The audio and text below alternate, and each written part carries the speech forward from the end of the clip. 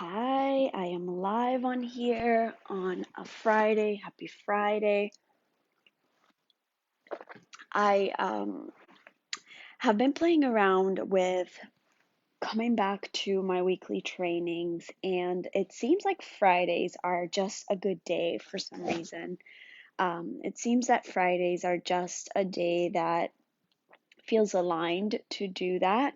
And it's interesting that I have not been planning them as I used to because, um, what's the reason I haven't been planning them? Well, there's a lot of reasons. I'm not going to go into the reasons actually, but what I am going to share is that the reason I am here today is because I've been pondering a lot in the arena of the home as a sanctuary. And that is what I think Fridays have really become a reminder of for me. So I'm here to share with you about this very vulnerable space in grief. And a lot of you who might have already know throughout the years of being in this community, being inside of my coaching groups, being inside of my Sacred Tears world, you know that grief is a huge aspect of why I became a Sacred Tear designer.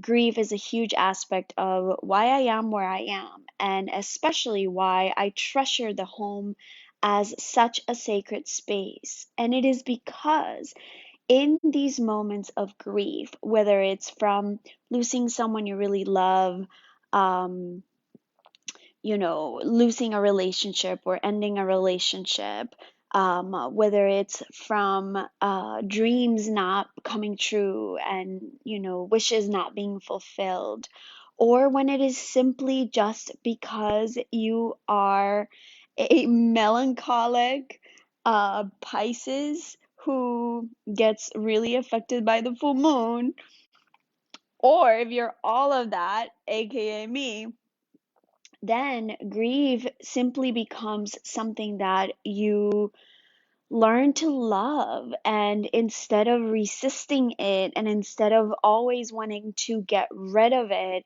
it simply becomes this compass that takes you to where your highest version can go, wants to go, has the potential to go. And so, why am I saying all of that? And really, this is coming out of aka nowhere, right? Apparently nowhere, but it's coming from a deep sense of what is this grief I'm carrying? What is this just sadness? Literally, I've been like at the edge of tears all day and not even knowing why. And at moments, um, that actually becomes like a frustration and it becomes like feeling really annoyed. And in that feeling annoyed, right, there's almost like anger burned into there. And I'm not going to get all complicated around this, but I'm processing this because there are tools that will always, absolutely always bring me back to my purpose. And to me, that is this, right? These four walls, these spaces that we create for ourselves, these spaces where you get to sit in bed in the middle of the day and you get to feel so supported because you have meticulously created an environment that can become your container to hold your heart. And that is the journey of, I often talk inside of my yogic teachings and my yoga classes. That is the container within ourselves of reparenting ourselves.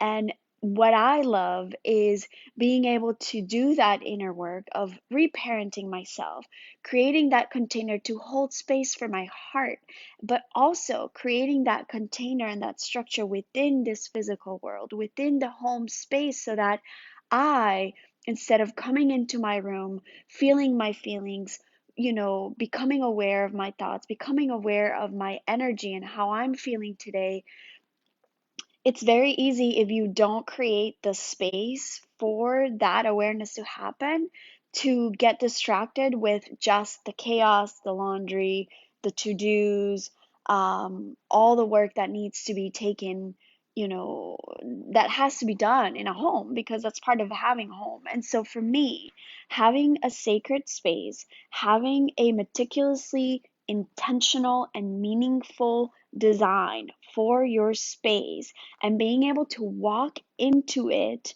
allows me to not second guess myself and not distract myself with mundane things that do not need my priority and my attention, but instead to be welcomed into a space where I get to tune into me. I get to tune into how I'm feeling. I get to tune into what this is bringing up for me, what is coming through me in this time and moment and space. And so today is grief.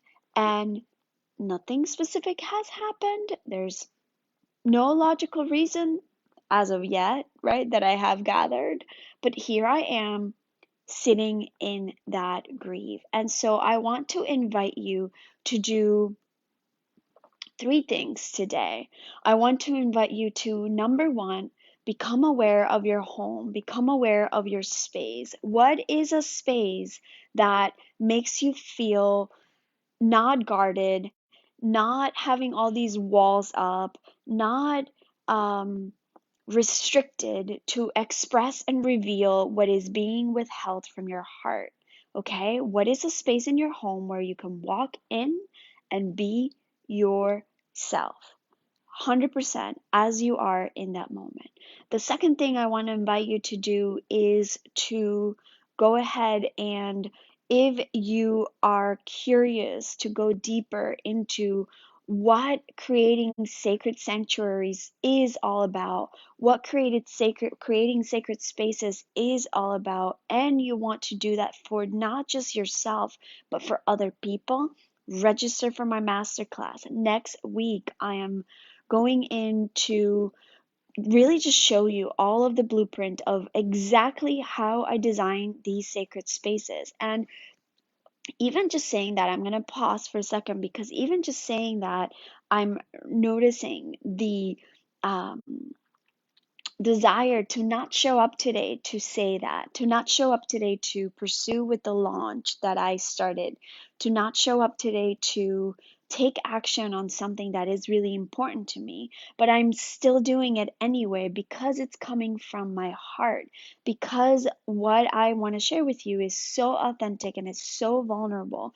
None of this design, guys, by the way, still going on a tangent here, is about perfect spaces. None of these designs is about money, is about super high end luxury, anything. It's not the Pinterest perfect picture we are talking about.